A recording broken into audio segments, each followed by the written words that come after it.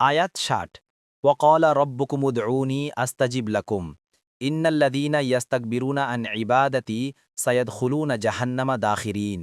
অনুবাদ: আর তোমাদের রব বলেছেন, তোমরা আমাকে ডাকো, আমি তোমাদের ডাকে সাড়া দেব।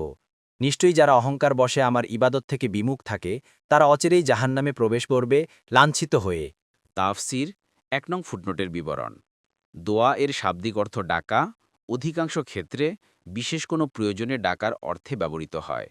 কখনও জিকরকেও দোয়া বলা হয়, যেমন রাসূলুল্লাহ সাল্লাল্লাহু আলাইহি ওয়াসাল্লাম বলেন, আরাফাতে আমার দোয়া ও পূর্ববর্তী সকল নবী রাসূলগণের দোয়া এই, লা ইলাহা ইল্লাল্লাহু ওয়াহদাহু লা শারীকা লাহু লাহুল মুলকু ওয়া লাহুল হামদু ওয়া হুয়া আলা কুল্লি শাইইন কাদির।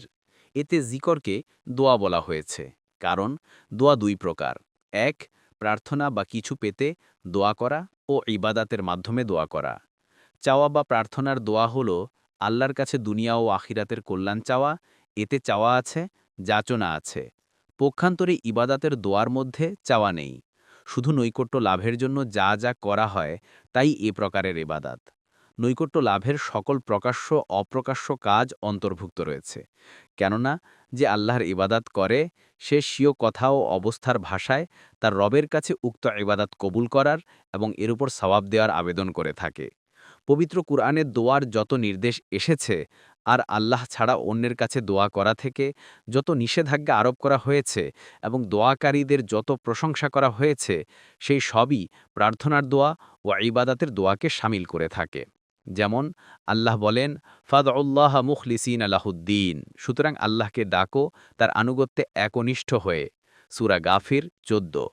আরও বলেন, ওয়া আন্নাল মাসাজিদা লিল্লাহি ফালা তাদউ মাআল্লাহি আহাদা, আর মসজিদসমূহ আল্লাহরই জন্য, সুতরাং আল্লাহর সাথে তোমরা অন্য কাউকে ডেকো না।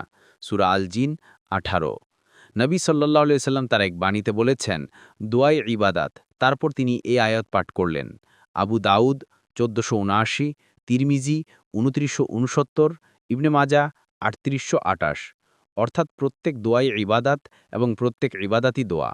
কারণ এই যে ইবাদাত বলা হয় কারো সামনে চূড়ান্ত দীনতা অবলম্বন করাকে, বলা বাহুল্য নিজেকে কারো মুখাপেক্ষী মনে করে তার সামনে সওয়ালের হস্ত প্রসারিত করা বড় দীনতা, যা ইবাদাতের অর্থ।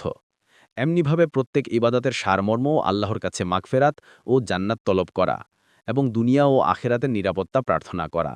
আলোচ্য আয়াতেও দোয়া ও ইবাদাত শব্দ দুটিকে সমার্থক শব্দ হিসেবে ব্যবহার করা হয়েছে, কেননা প্রথম বাক্যাংশে যে জিনিসকে দোয়া শব্দ দ্বারা প্রকাশ করা হয়েছে, দ্বিতীয় বাক্যাংশে সেই জিনিসকেই ইবাদাত শব্দ দ্বারা প্রকাশ করা হয়েছে। এ দ্বারা একথা পরিষ্কার হয়ে গেল যে দোয়াই ইবাদাত আর ইবাদাতই দোয়া। ঠিক এই বিষয়টিকে আমরা পবিত্র কোরআনের অন্য আয়াতে লক্ষ্য করতে পারি।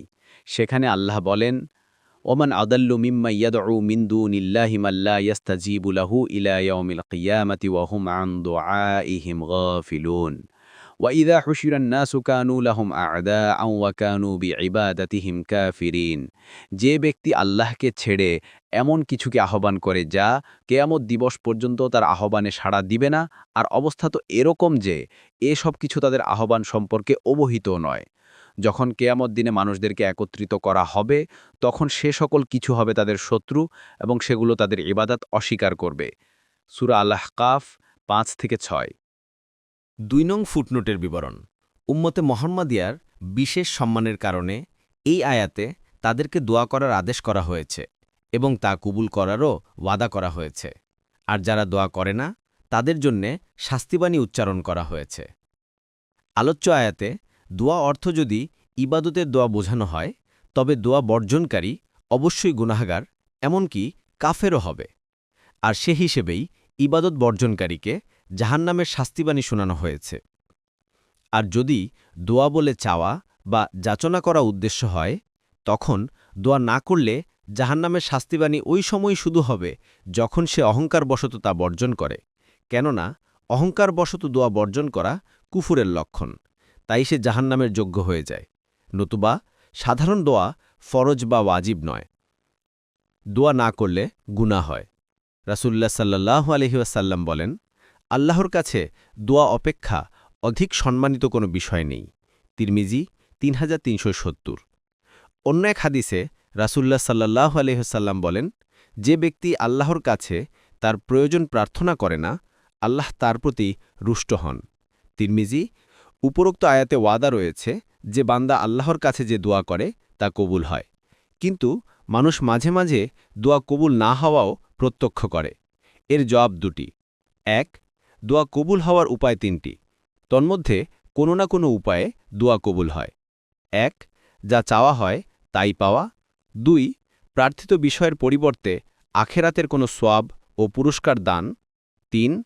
প্রার্থিত বিষয় না পাওয়া কিন্তু কোনো সম্ভাব্য আপদ-বিপদ সরে যাওয়া। সুতরাং এর যে কোনো একটি হলেই দোয়া কবুল হয়েছে ধরে নিতে হবে। ২. নির্ভরযোগ্য হাদিসসমূহে কোনো বিষয়কে দোয়া কবুলের পথে বাধা বলে আখ্যায়িত করা হয়েছে। এসব বিষয় থেকে বেঁচে থাকা জরুরি। ১. হারাম খাবার ও হারাম পরিধেয় পরিধান করা। হাদিসে রাসূলুল্লাহ সাল্লাল্লাহু আলাইহি ওয়াসাল্লাম বলেন, কোনো লোক খুব সফর করে এবং আকাশের দিকে হাত তুলে ইয়া রব, ইয়া রব বলে দোয়া করে, কিন্তু তাদের পানাহার ও পোশাক পরিচ্ছেদ হারাম পন্থায় অর্জিত। এমতো অবস্থায় তাদের দোয়া কী রূপে কবুল হবে? মুসলিম ১০১৫। ২. অসাবধান, বেপরোয়া ও অন্যমনস্কভাবে দোয়ার বাক্যাবলী উচ্চারণ করলে তাও কবুল হয় না বলেও হাদিসে বর্ণিত আছে। তিরমিজি ৩৪৭৯। ৩. অন্যায় কোনো দোয়া যেন না হয়। রাসূলুল্লাহ সাল্লাল্লাহু আলাইহি সাল্লাম বলেন, মুসলিম আল্লাহর কাছে যে দোয়াই করে আল্লাহ তা দান করেন, যদি তা কোনো গুনাহ অথবা সম্পর্কচ্ছেদের দোয়া না হয়। মুসলিম ২৭৩৫।